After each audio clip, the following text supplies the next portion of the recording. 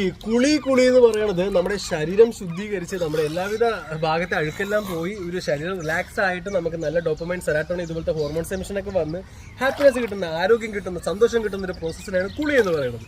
അപ്പോൾ കുളി ഒരിക്കലും നമുക്ക് വിഷം കലക്കിയ വെള്ളത്തിൽ പറ്റില്ല അല്ലേ, ക്ലോറിൻ വെള്ളത്തിൽ കുളിക്കലും ഇറങ്ങില്ല. കാരണം അങ്ങനെയാണെങ്കിൽ നമ്മുടെ ഈ ശരീരം അല്ലേ ക്ലോറിനുള്ളിൽ പോകുന്നുണ്ട്, നമുക്ക് സ്കിൻ ഡിസീസ് വരും, സ്കിൻ ക്യാൻസർ വരും, നമ്മുടെ ലിവർ ഹാർട്ട് എല്ലാം കംപ്ലൈൻ്റ് ആവും. ഓക്കെ, ബ്ലഡിലെല്ലാം വിഷാംശങ്ങൾ കലരും. അപ്പോൾ അതൊന്നും പറ്റില്ല. അപ്പോൾ റിലാക്സ് ഫോറസ്റ്റിൻ്റെ ഫ്ലാറ്റിലെ കുളി ഇതായിരിക്കും. അതായത് നാച്ചുറൽ ആയിട്ടുള്ളൊരു കാടിൻ്റെ ഉള്ളിൽ നാച്ചുറൽ ആയിട്ടുള്ളൊരു ഔഷധ ഗുണങ്ങളുള്ള കുളത്തിലുള്ള കുളി. അപ്പോൾ കുളി കഴിഞ്ഞ് ഇനി വേറൊന്നുമല്ല, ഇനി ഫോറസ്റ്റിലായിട്ട് പോകണം. കാരണം സൺ ബാത്ത് രാവിലെ കഴിഞ്ഞു, ഇപ്പോൾ വാട്ടർ ബാത്ത് കഴിഞ്ഞു, ഇനി ഫോറസ്റ്റ് ബാത്ത്.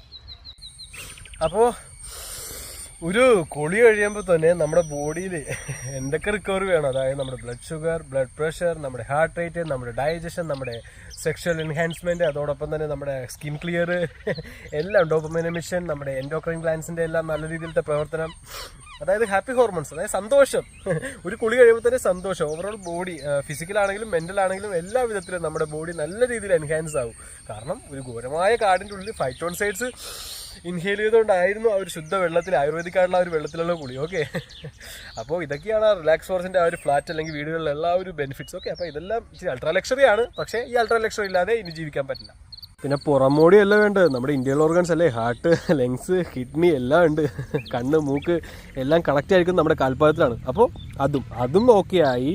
അതോടൊപ്പം നമ്മുടെ ബോഡിയിൽ ആ ഒരു നെഗറ്റീവ് എനർജീസിനെല്ലാം നമ്മളിപ്പോൾ ഭൂമിയുടെ അടിയിലേക്ക് ഇറക്കിക്കൊണ്ടിരിക്കുകയാണ്. ഓക്കെ, എർത്തിങ് ചെയ്തുകൊണ്ടിരിക്കുകയാണ്. അപ്പോൾ ഇതെല്ലാം കൂടി ആകുമ്പോഴേക്കും കഴിഞ്ഞു, ദീർഘായുസായി കഴിഞ്ഞു, ദീർഘായുസും സന്തോഷമായി കഴിഞ്ഞു നിങ്ങൾക്ക്.